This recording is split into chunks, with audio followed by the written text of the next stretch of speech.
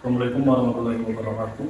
Kami bagian dari kelompok 2 akan menjelaskan mengenai Konvensi Wina 1975 tentang keterwakilan negara dalam hubungannya dengan organisasi internasional yang bersifat universal. Adapun yang akan menjelaskan tentang konvensi ini adalah Andika Ardiansyah, Galih Lintang Alam, dan Dondo Alianhara. Adapun yang menjadi bagian dari kelompok 2 sebagai berikut. Kemudian, mengenai latar belakang dibentuknya Konvensi Wina 1975 tentang keterwakilan negara dalam hubungannya dengan organisasi internasional yang bersifat universal. Pada tahun 1953, dalam merespon insiden-insiden diplomatik yang sering terjadi sebagai dampak dari Perang Dunia dan pelanggaran ketentuan-ketentuan tentang hubungan diplomatik, Majelis Umum PBB meminta Komisi Hukum Internasional untuk mengutamakan modifikasi hubungan diplomatik dan kekebalan diplomatik. Selain itu, mengusulkan pembahasan mengenai keterwakilan negara dalam hubungannya dengan organisasi internasional yang bersifat universal. Pembahasan secara substantif baru dimulai pada tahun 1968 oleh Komisi Hukum Internasional. Komisi ini menyetujui 21 draft artikel yang mencakup kekebalan, keistimewaan, dan fasilitas diplomatik bagi perwakilan tetap, termasuk perwakilan peninjau tetap dan delegasi ke berbagai badan dan konferensi. Dalam proses pembahasan tersebut, muncul dua masalah pada persidangan tahun 1971, yaitu dampak keadaan luar biasa seperti tidak adanya pengakuan dan putusnya hubungan diplomatik atau pertikaian bersenjata di antara anggota organisasi internasional.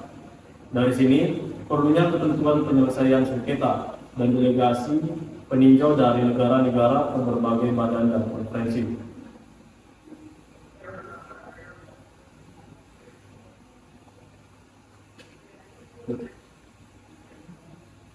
Majelis Umum PBB pada tahun 1975 memutuskan untuk menyelenggarakan konferensi internasional yang kemudian dilaksanakan di Wina, Austria dari 4 Februari hingga 14 Maret 1975.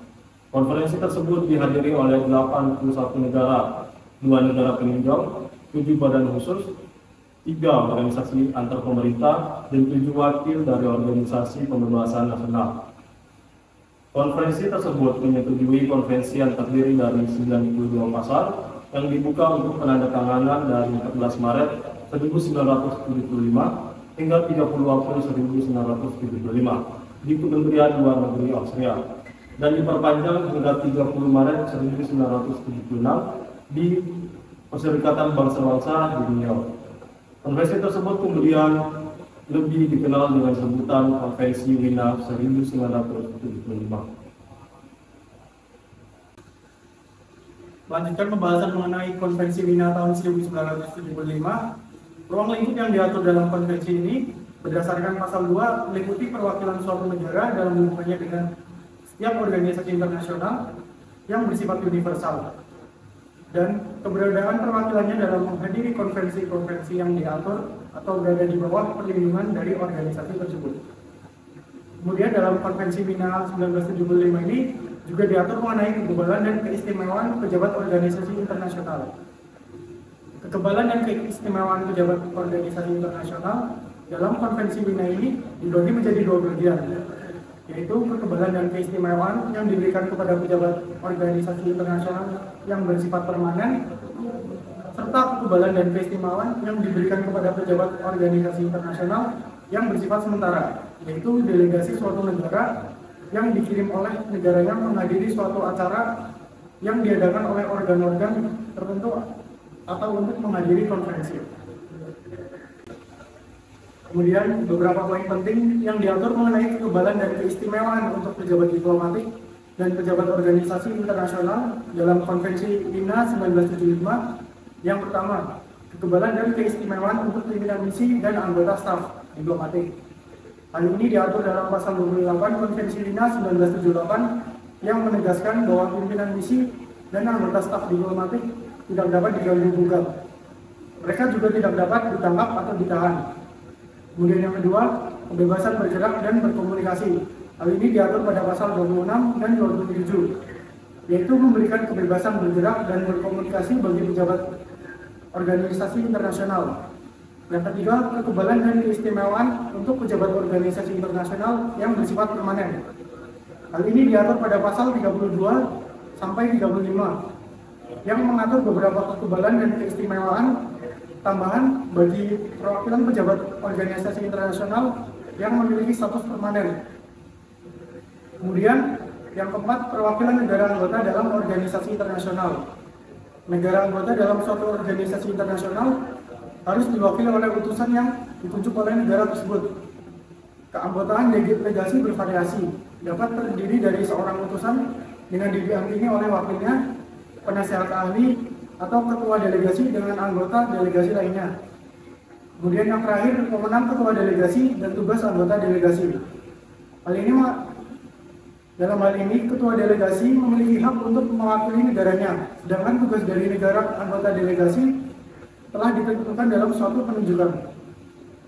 Seorang perwakilan dari negara anggota berhak membuat misi permanen dengan izin organisasi internasional. Fungsi dari misi-misi tercantum dalam pasal 6 tersebut antara lain menjamin perwakilan dari negara pengirim kepada organisasi, menjaga hubungan antara negara pengirim dan organisasi, bernegosiasi dengan dan di dalam organisasi, memastikan aktivitas dan melaporkan pada negara pengirim, memastikan partisipasi dari negara pengirim dalam kegiatan organisasi, melindungi kepentingan negara pengirim dalam kaitannya dengan organisasi, mempromosikan realisasi tujuan-tujuan dan prinsip-prinsip organisasi dengan bekerja sama dengan dan di dalam organisasi.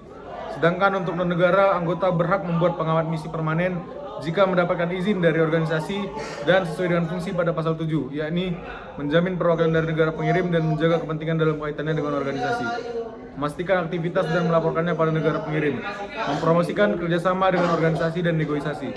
Sebagai implementasi dari konvensi tersebut, Indonesia menjadi tuan rumah konferensi internasional tentang melawan diskriminasi pada tahun 2009, diikuti oleh 115 delegasi dari 50 negara. Konferensi ini diselenggarakan oleh UNESCO dan diadakan di Gedung Merdeka Bandung.